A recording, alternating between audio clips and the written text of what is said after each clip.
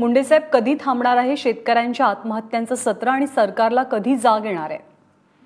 खरं तर आणखीन किती शेतकऱ्यांच्या मृत्यूची वाट हे सरकार बघणार आहे हेच आमच्याही लक्षात येत नाही.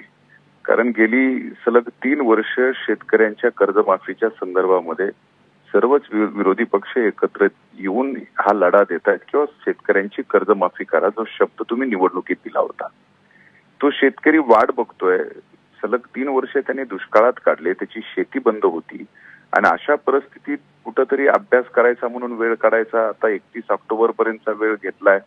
म्हणजे हे पूर्णपणानं शेतकऱ्यांची फसवणूक चालू हे आता शेतकऱ्यांना लक्षात आलंय. म्हणून परवा दिवशी 4 शेतकऱ्यांनी या राज्यात आत्महत्या केल्या, काल 3 शेतकऱ्यांनी आत्महत्या केल्या. हे आत्महत्याचं सत्र थांबत नाही आणि सरकारला सुद्धा याची काही लाज वाटत नाही. आज बीडच्या शेतकऱ्यांनी आता स्वतः आत्महत्या करत असताना आत्महत्या केल्यानंतर त्याच्या पत्रात माझं प्रेत मुख्यमंत्री आल्याशिवाय जाळू नका ही ज्यावेळेस भावना या ठिकाणी येते त्यावेळेस मुख्यमंत्री कितीही निर्दय असला तरी त्याच्या काळजाला पाझर फुटायला पाहिजे आणि लगेचच शेतकऱ्यांची कर्जमाफी करायला पाहिजे. पण हे करत नाहीत. नुसतं कर्जमाफी करूनच नाही तर त्यामध्ये अनेक शेतकऱ्यांच्या अडचणी आहेत ते सोडवणं आवश्यक होतं.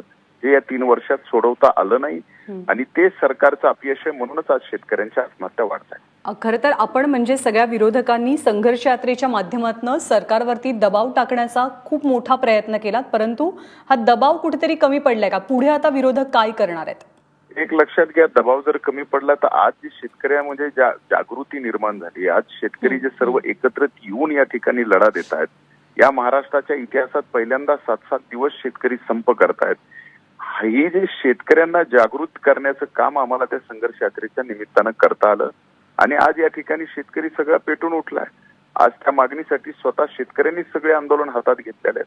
त्यामुळं आता खरा दबाव हा शेतकऱ्यांचाच या राज्य सरकारवर आहे. आम्ही तर आमच्याकडे जे आयुध आहेत मग अधिवेशनाच्या काळामध्ये सभागृहात आणि सभागृहाच्या बाहेर आम्ही तर संघर्ष केला. त्याचाच परिणाम आहे की आज शेतकऱ्याला वाटतं की ही लढाई आता लॉजिकल एंडला नेली पाहिजे, अंतिम टप्प्यात नेली पाहिजे आणि आपली कर्जमाफी मिळवून घेतली पाहिजे. मुंडेसाहेब, खूप खूप धन्यवाद आपण ही प्रतिक्रिया दिलीत त्याबद्दल.